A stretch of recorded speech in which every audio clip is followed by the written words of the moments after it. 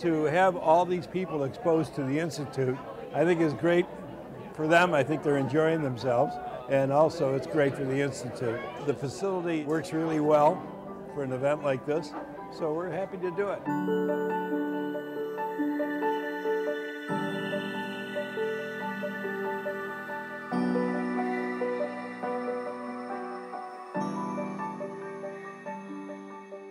We all have a common language, that is that we love to play tennis. And tennis brings us all together, and this is why tonight is such a wonderful way to celebrate the achievements of the inductees and really just the love of the sport.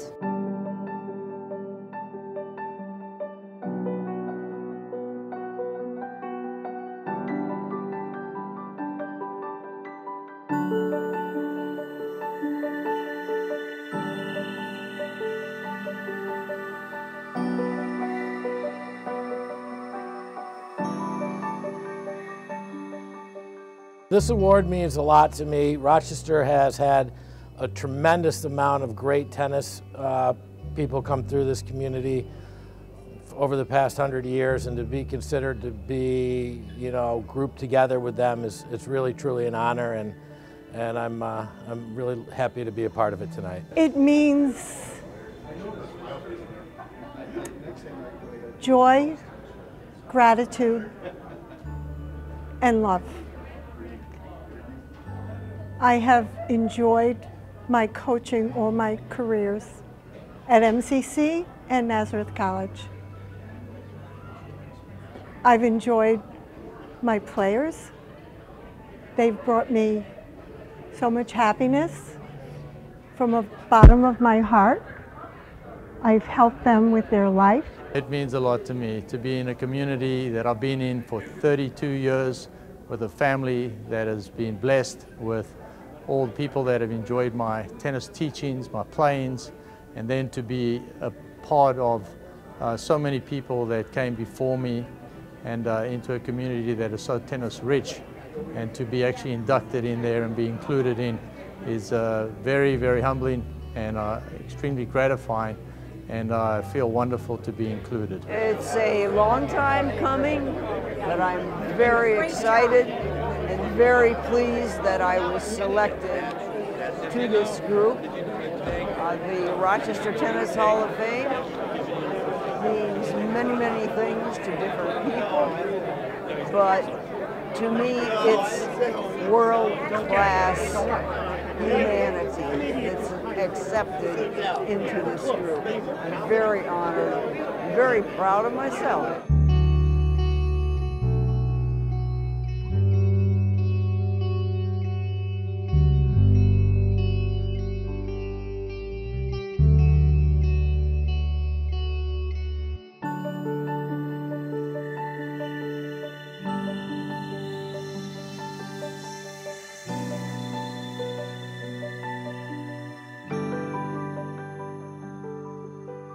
This award is just an affirmation of the vibrancy and strength of the tennis community in Rochester. We have 3 or 4 great clubs in Rochester. We have probably 100 tennis pros, and it's just been a very, very strong community, and this Hall of Fame thing sort of sets that off and gives recognition to people who have excelled in that program. This induction to the Rochester Hall of Fame is such an honor. My grandfather was the first inductee in 2016, so I am grateful that I am with him and honored, and it was just such a big part of my life, and I will forever remember this award. It's an unbelievable honor. When I started playing tennis at an old age of 30 years old, I started to study tennis in the Rochester area. I started to try to find out who were the players that were tennis players in Rochester. And a lot of those people are now in the Hall of Fame. And for me to be going into the Hall of Fame along with them is an honor I can't believe has happened to me, especially because I took up the sport so late in life, relatively late in life. I can't thank the committee enough. I can't thank the associations I've come to work with, like the high school associations, you know, the state association, the Section 5, the Monroe County League, all those associations.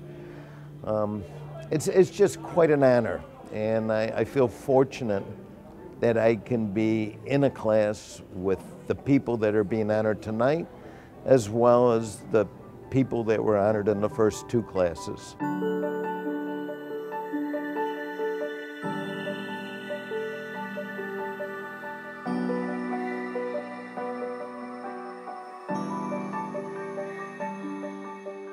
This award, first of all, I want to thank the Hall of Fame committee for recognizing me.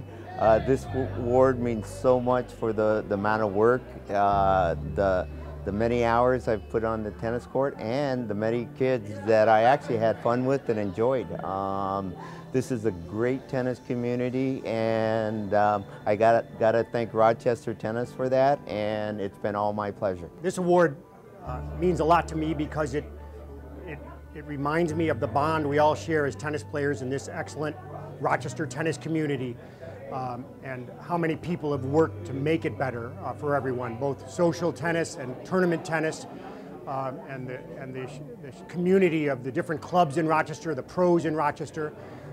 It's meant a lot, and how many friends I've made, so many people you meet from diverse backgrounds in the tennis community.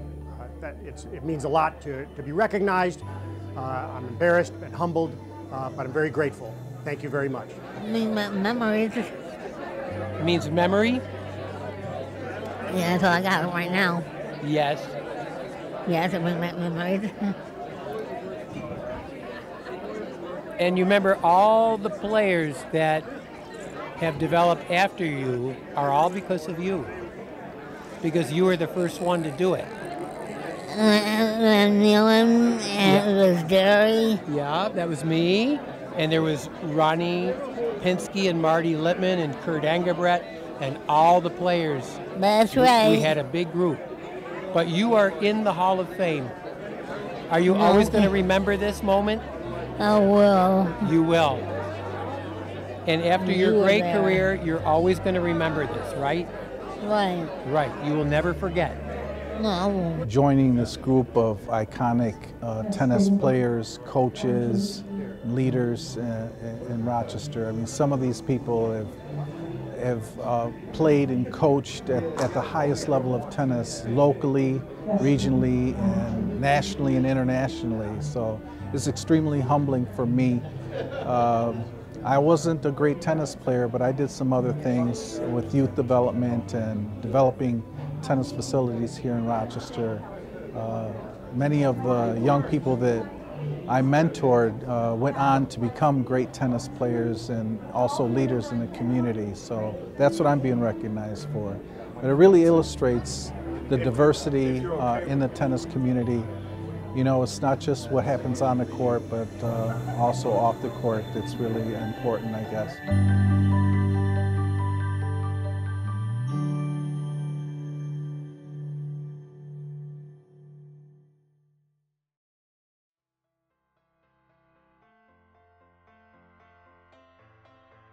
And whereas the Rochester Tennis Hall of Fame is hosting its third induction ceremony in 2024 to honor 12 extraordinary individuals of Rochester's past and present. These individuals have more important contributions, not just in tennis, but in the whole of the city of Rochester.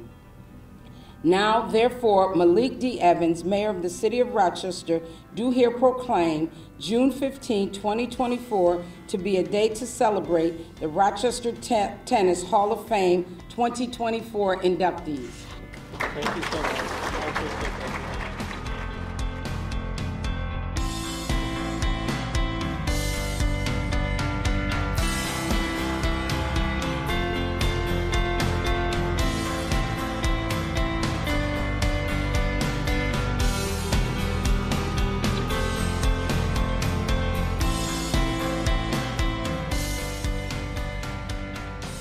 Jeff, For your contributions to the Rochester tennis community, it is my honor to induct you into the Rochester Tennis Hall of Fame.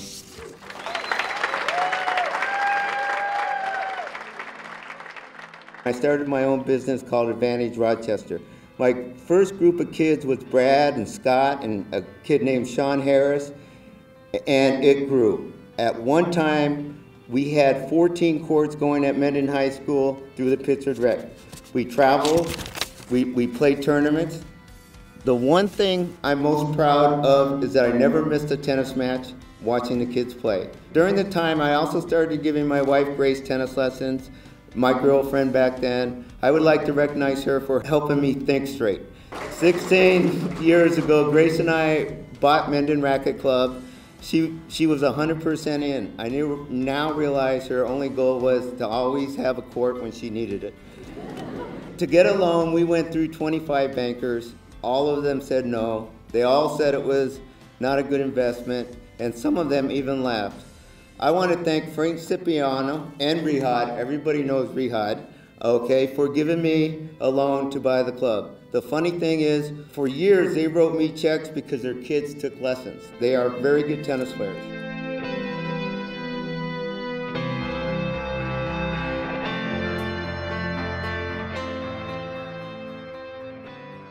I likened her to Kobe Bryant. She was the first one to practice, and she was the last one to leave.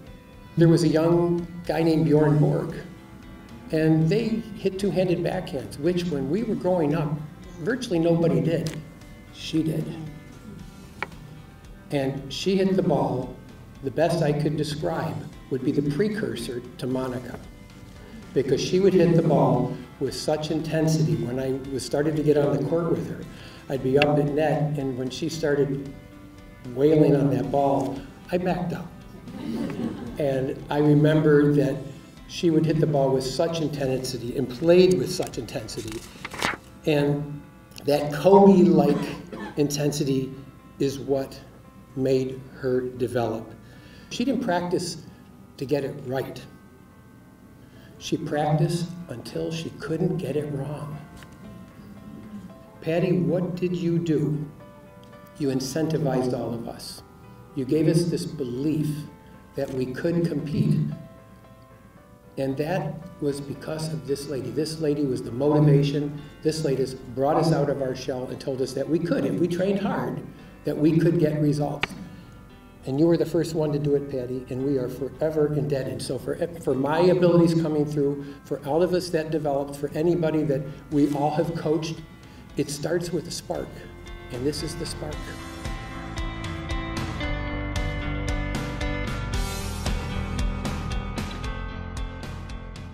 Then came the Tennis Club of Rochester. 14 years old, couldn't get in. Now, I thought I knew discrimination in West Virginia. I found it here.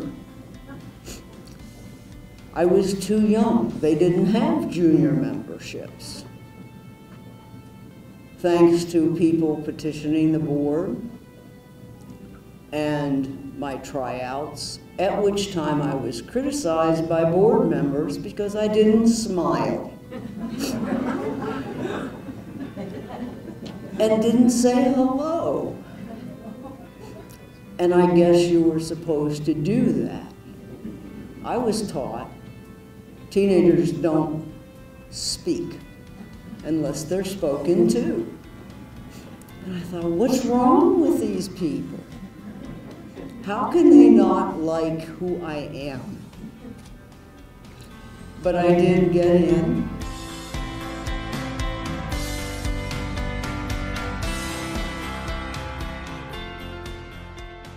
We did not start with tennis lessons or tournaments. We were excited to play though, well aware of our disadvantages, but determined to overcome those obstacles with very hard work and dreams of great championships. As teenagers, Curtis and I talked about those disadvantages. We vowed that someday we would do something to make it easier for kids like us to get tennis lessons and equipment that we wish we had. For me, what started as an effort to only provide beginner tennis lessons and basic life skills training evolved into something far beyond my expectations or what I believed was my capacity. The kids wanted, needed, and truly deserved so much more.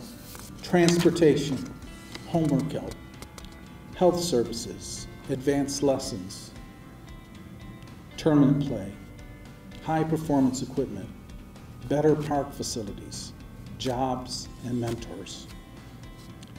Those children changed my life. The work with Love 15 spilled over into my work with the city's Budget Bureau and the Finance Department. I found myself creating internships for high school youth in the Finance Department, which was unheard of. And I was vociferously advocating for rehabilitation of park tennis facilities. City Hall folk noticed, and 8 years after starting my Love 15 work, I was appointed director of the Bureau of Parks and eventually commissioner. The Love 15 youth made that happen. They inspired me to do that work to effect real change.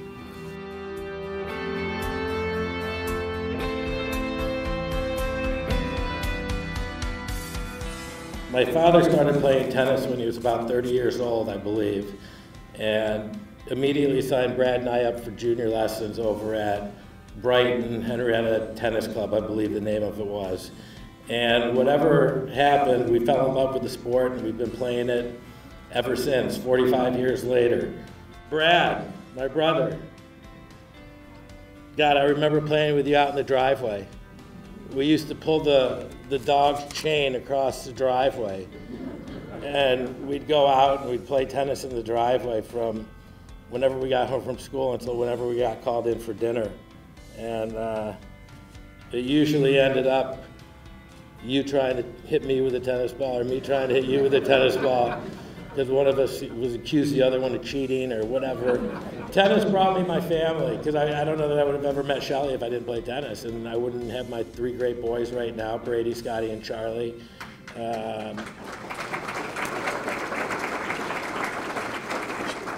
Shelly sacrificed so much for us. Thank you for bringing them out to watch me play the districts. You know, I know that was hard. They were young.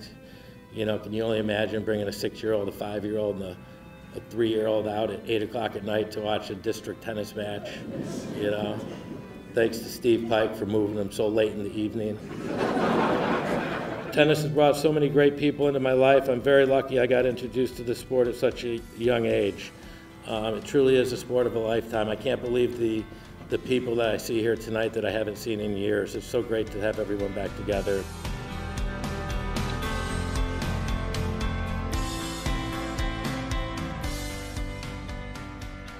In life, we can't always choose what we love.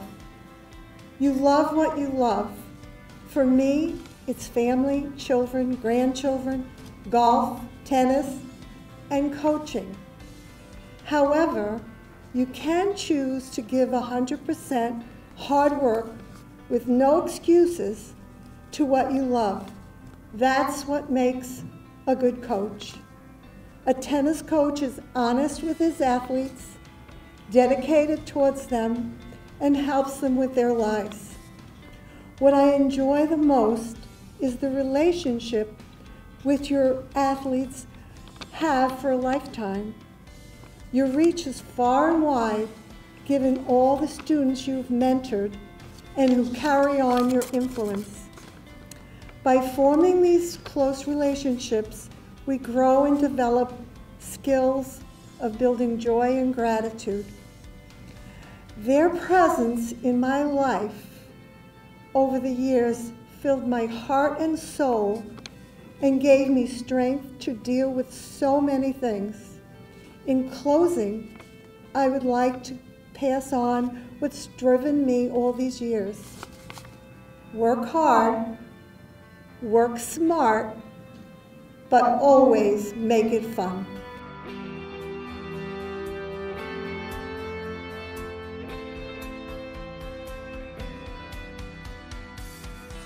Frederick Kemp Ward Fritz.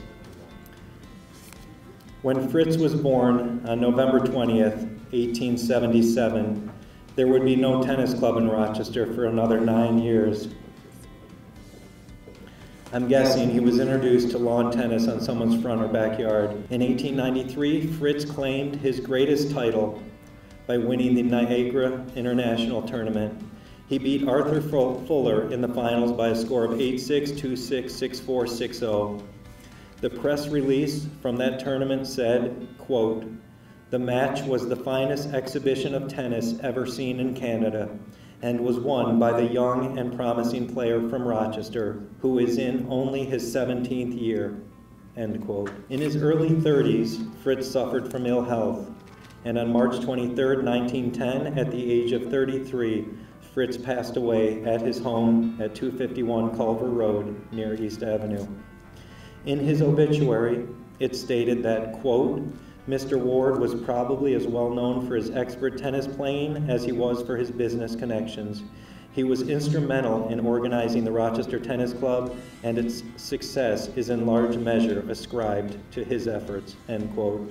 For his contributions to the Rochester tennis community, it is my honor to induct Frederick Kemp Ward Fritz into the Rochester Tennis Hall of Fame.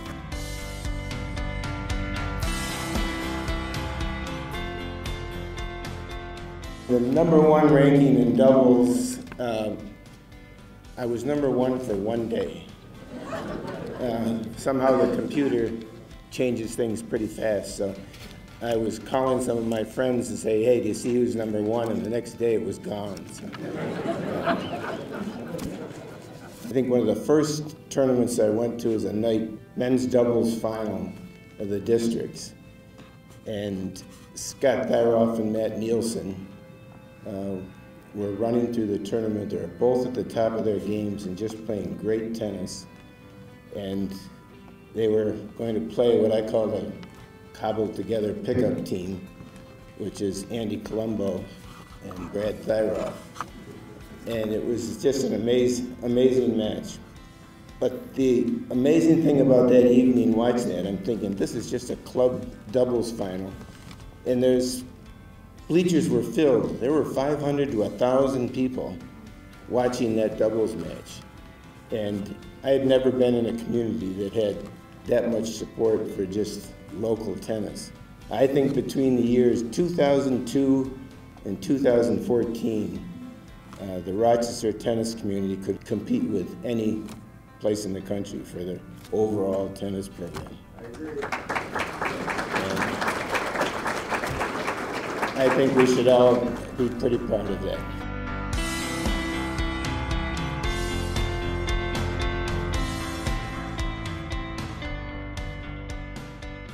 I can't begin to tell you how proud I am to be part of a long tradition of exceptional people, and I don't mean I'm exceptional, but exceptional people from the Rochester area who have made a difference in the sport of tennis. People often ask me, how did your family get involved in tennis? And actually, I think it was maybe Scott who said, when I was 30 years old, someone beat me pretty badly on the tennis court. It was probably my first tennis match. And I thought, I gotta improve with this game. So I went and took a lesson. It was at the Brighton Henrietta Tennis Club. My wife, Jeannie, she came with maybe Brad on one arm and little Scotty, and she saw a tiny tot sign and signed both of them up for lessons. So we all started about the same time in the mid-70s. Tennis has blessed me with a lot of memories, a few of which are watching both Scott and Brad through the years playing tennis and winning many junior and high school matches.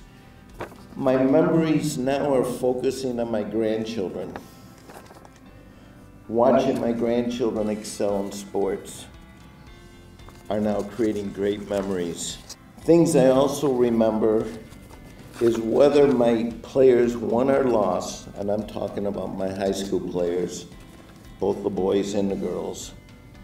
watching them learn to become better players while displaying great sportsmanship are just tremendous memories for me.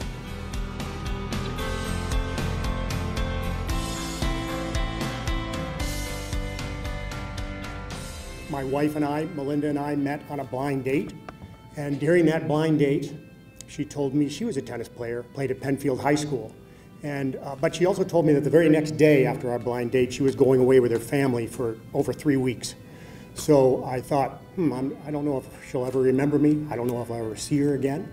But I called her up after she got back and said, "You want to hit?" And we went out and hit some balls, and I think it's the only reason she went on another date with me. So I give tennis credit, partial credit for Melinda and I being together. Paul Loban made a comment out to me before this, noticing that in my photos, I have a wood racket in my hand in all those photos, you know, and nothing tells a tennis player's age more than a wood racket. So when I was a kid coming up, I played, you know, with perhaps the greatest tennis family, the Nealon family. John Nealon was my doubles partner. They impacted a lot of people. They impacted my family. John and I, so this is Billy's younger brother. He's only like a year and a half younger, I think. We played doubles together. We obviously weren't on Billy's level.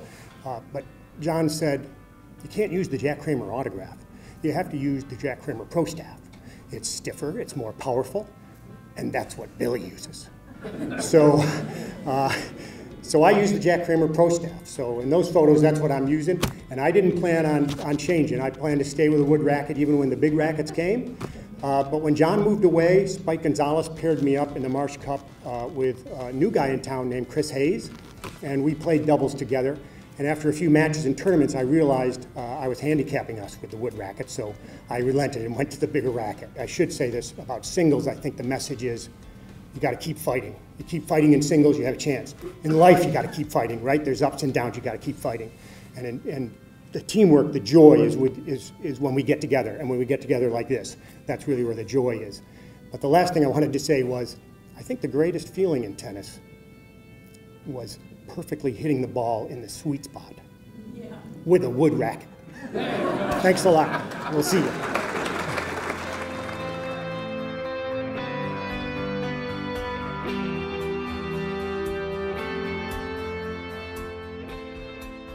I met Jeff Wagstaff, and Jeff encouraged me, as I say, encouraged, almost strong-armed me, that it was going to be far more than just teaching tennis, and that I needed to actually play. He said, if you don't play, then you are nothing. And I thought, well, I'm going to have to do something, and I quickly learned what a tennis-strong community Rochester truly is. Anyway, there were tournaments practically every single week, and juggling those tournaments, and then the full-time job that I began, and the stresses were strong at Midtown. But I remember starting work at 6 a.m. and then getting home at 10 p.m. So there was a lot of coaching to go on. But the reason there was a lot of coaching to go on is there's so many people in the community that loved tennis so much, and they wanted to take lessons and get better. So it was fun to actually work that hard. But that's what I did. But what does one say to a community? You know, who welcomed you and your family so warmly when you came, and one that supported me at the tournaments, and then in my teaching career? Well, there's not much I can say actually other than thank you. It's been an amazing journey. I've loved every minute of it. Thank you very much. And remember, love means nothing in tennis, but it means everything to me when I consider this incredible community. Thank you.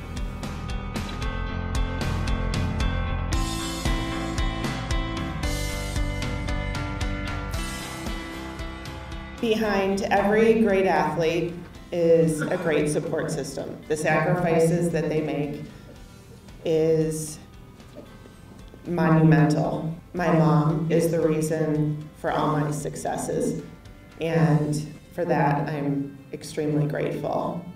When Brad called me and asked me to list all my accomplishments, I said, I actually couldn't remember. And he's like, how could you not remember? I'm like, I don't remember that much. I do remember my losses though. I remember those heartbreaking losses, and that's the thing about tennis that really gets you sometimes. But that really gets you through life later, is learning how to cope with those losses. So I'm forever grateful for what tennis provided for me.